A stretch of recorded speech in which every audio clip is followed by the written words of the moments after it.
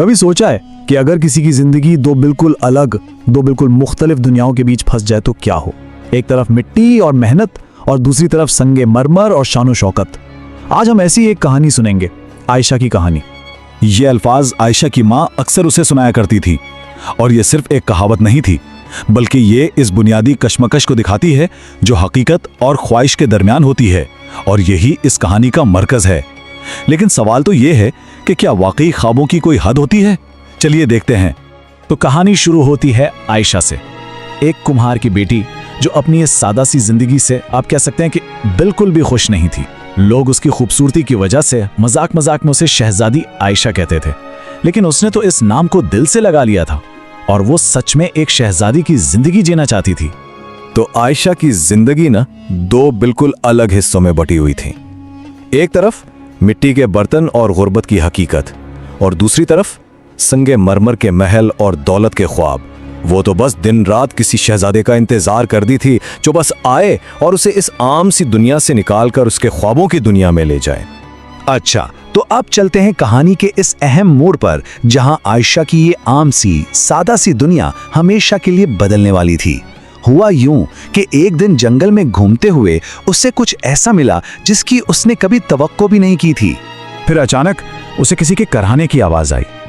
ये आवाज उसे खींचकर घनी झाड़ियों की तरफ ले गई, जहां एक बिल्कुल हैरान कर देने वाला मंजर उसके सामने था। थोड़े से तजस्सुस और थोड़े से डर के साथ वो आहिस्ता आहिस्ता आगे बढ़ी, और वहां झाड़ियों के पीछे एक जख्मी लड़की पड़ी थी जो बिल्कुल आयशा जैसी दिखती थी। लेकिन फर्क यह था कि उस लड़की ने शाही लिबास पहना हुआ था और कीमती जेवरात से सजी हुई थी। आयशा को तो एक पल के लिए समझ ही नहीं आया कि यह हकीकत है या कोई ख्वाब। पता चला कि ये लड़की कोई और नहीं बल्कि मुल्क शाम की शहजादी अमीना बानो थी। सोचिए, कुदरत का कैसा इत्तेफाक था कि दो बिल्कुल मुख्तलिफ जिंदगियां इस तरह आमने सामने आ खड़ी हुई थीं, और शहजादी वो शदीद खतरे में थी।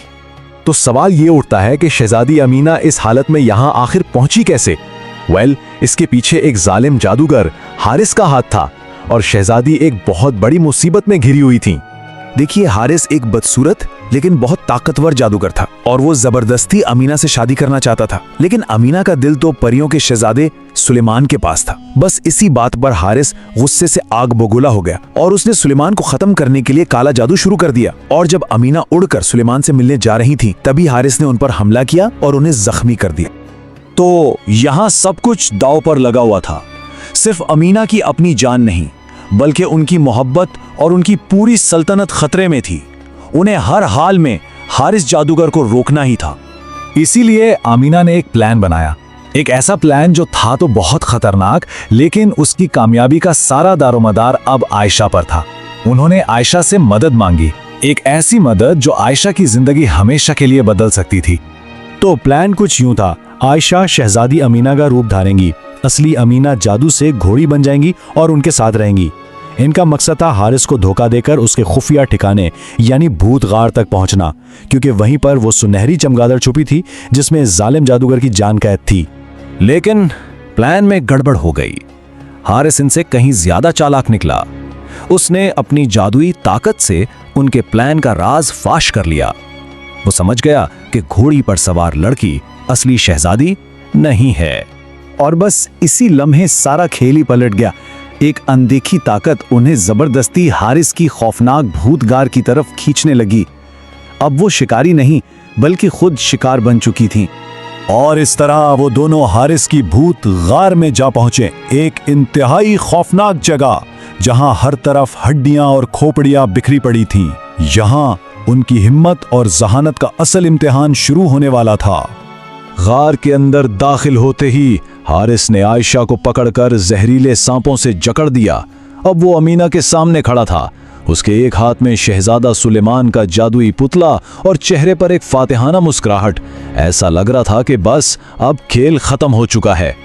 जब सब कुछ खत्म होता नजर आ रहा था, अचानक शहजादी अमीना चीखी, उसके बाल मत छोड़ना, उसकी जादुई ताकत का राज उसके बालों में है। और ये वो लम्हा था जिसने सब कुछ बदल कर रख दिया। ये सुनते ही आयशा, जो बेहोश पड़ी थी, एकदम होश में आई और बिजली की सी तेजी से आगे बढ़कर उसने जादूगर के लंबे बाल जकड़ लिए हारिस दर्द से चीख उठा। उसकी सारी ताकत जैसे चली गई, क्योंकि जब तक उसके बाल किसी की गिरफ्त में थे वो बिल्कुल बेबस था। ये आयशा की बहादुरी का वो एक लम्हा था जिसने वाकई सब कुछ बदल दिया। देखा जाए तो उसने किसी शहजादे का इंतजार नहीं किया, बल्कि अपनी किस्मत खुद अपने हाथों से लिखी।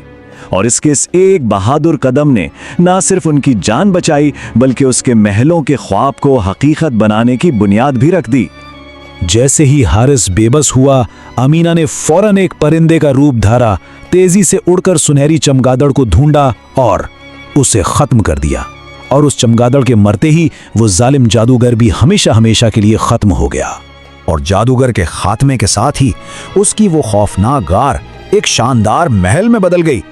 बादशाह और मलिका ने आयशा की बहादुरी के इनाम में उसे अपनी बेटी बना लिया और उसके खानदान को भी महल में इज्जत के साथ ले आए। इधर अमीना की शादी शहजादा सुलेमान से हो गई और आखिरकार आयशा का शहजादी बनने का ख्वाब सच हो गया था। और यही इस कहानी का सबसे अहम सबक छुपा है। आयशा का ख्वाब किसी शहजादे का इंतजार करने से पूरा नहीं हुआ, बल्कि एक हीरो बनकर पूरा हुआ। उसने अपनी किस्मत इंतजार करके नहीं, बल्कि खुद बनाकर हासिल की।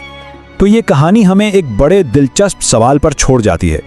क्या कुछ ख्वाब वाकई ऐसे होते हैं जो मिलने का इंतजार नहीं करते, बल्कि कमाए जाने का इंतजार करते हैं? इस पर जरूर सोचिएगा।